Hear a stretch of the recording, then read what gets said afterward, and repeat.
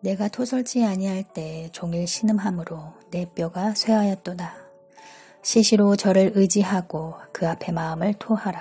하나님은 우리의 피난처시로다. 마음을 토설할 때 마귀로부터 질병으로부터 보호해 줄 수 있기 때문입니다. 토설하지 않고 마음에 담아둘 때 마귀는 그것을 올무로 우리를 정죄하고 괴롭히며 사망의 덫가운데로 데려가기 때문에 회개를 하는 것입니다. 마음의 상처를 치유하지 않으면 자기를 불쌍하게 여기는 자기 연민에 빠지게 되고 신세를 한탄하며 자기 비관을 하게 된다. 열등감과 자괴감, 우울감에 젖어 살게 되고 자기를 사랑하는 마음 때문에 자신의 잘못은 인정하려고 하지 않고 늘 남 탓, 주변 탓, 환경 탓을 한다. 부정적이고 어두운 마음이 그 사람을 지배하기 때문에 자신도 힘들 뿐더러 주변까지도 어둡게 만든다. 참으로 답답한 것은 내주하시는 하나님을 모셔두고 왜 그분을 의지하려고 하지는 않는지 모르겠다. 그분에 대한 믿음, 사슴이 시냇물을 찾기에 갈급함 같이 그분에 대한 갈망과 간절함, 사랑이 부족하기 때문일 것이다. 간증은 왜 듣는지, 그거 보면서 은혜는 받으면서도 왜 그분을 적극적으로 찾지는 않는지, 부러우면 나도 열심을 내면 될 것을 내 열심은 귀찮고 남의 열심은 부럽고 시기질투를 하는지, 남의 하나님을 그리워만 할 것이 아니라 내 안에 하나님을 배척하지나 말자. 내 안에 하나님을 모셔두고 왜 남에게서 찾는지요. 남에게 역사하는 하나님은 나에게도 동일하게 역사하시는 하나님입니다. 기도한다고 믿음이 생기는 게 아니라 말씀을 듣고 삶에 적용하며 실천할 때 믿음이 자랍니다. 그분이 경험될 때 믿음이 자라나는 것입니다. 내 안의 모든 문제들, 외부에서 발생하는 문제들 역시도 혼자 고민하고 혼자 해결하려고 하지 말고 그분께 아뢰며 구하시길 축원합니다. 혼자 해결하려면 하나님은 왜 믿고 교회는 왜 다니시는지요. 지혜가 부족하면 후회주시고 꾸짖지 않는 하나님께 구하며 신앙생활을 하면 되는데 나는 하나님의 음성을 잘 듣지 못해. 나는 그분과 친밀하지가 않아. 나는 묻고 질문하는 게 어색해. 스스로를 단정하고 규정지으며 마음의 문을 닫고 있다는 것입니다. 이렇게 핑계 아닌 핑계를 대며 겉도는 신앙생활을 하는 게 자신에게도 그다지 유익하지 않다는 것을 알면서도 고치려고 하지 않고 도전해 보려고도 하지 않으며 그냥 무기력에 빠져 사는 것을 봅니다.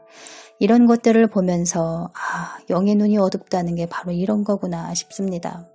자신을 바꿔보려는 열심도 열정도 없고 결단도 하지 않고 이럴까 저럴까 늘 갈팡질팡하며 산다. 뭐가 그리도 복잡한지 이거다 싶으면 그냥 고하면 되는 것을 이것도 아니고 저것도 아닌 어정쩡한 태도를 취하며 산다.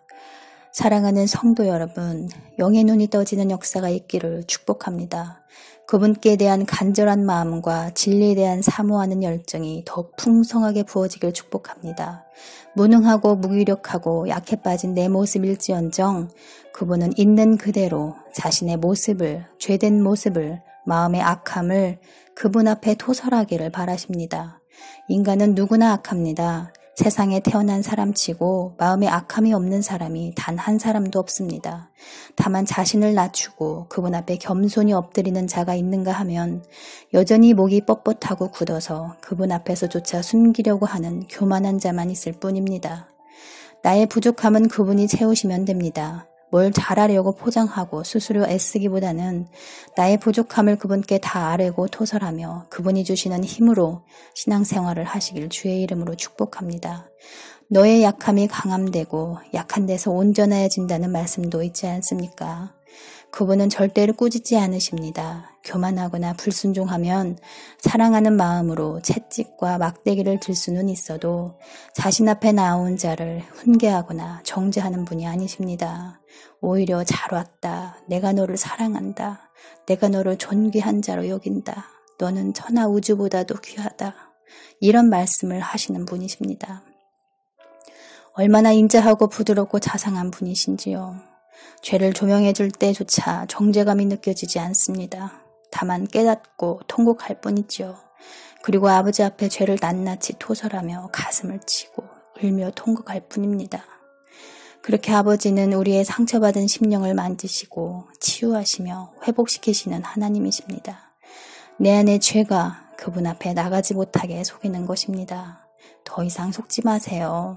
솔직하게 있는 그대로 포장하려고도 하지 말고 고백하기만 하면 됩니다.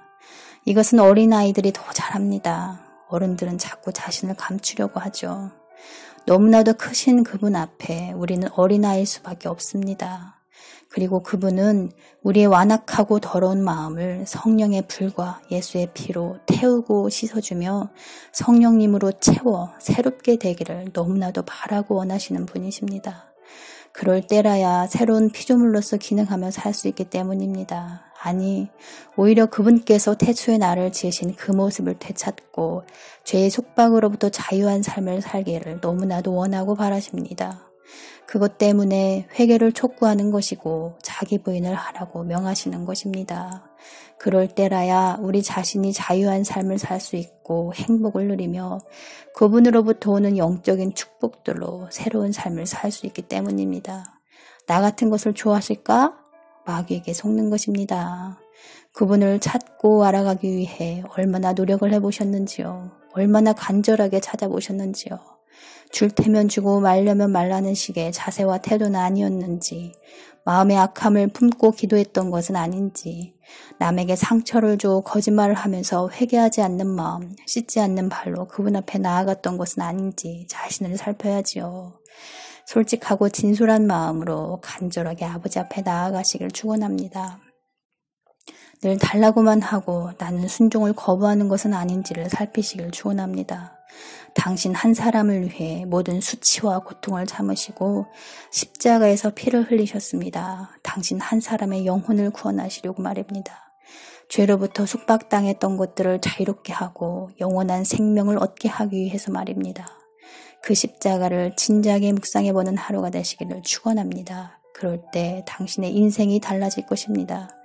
오늘도 악에게 지지 말고 이기는 하루가 되시기를 주의 이름으로 축복합니다. 감사합니다.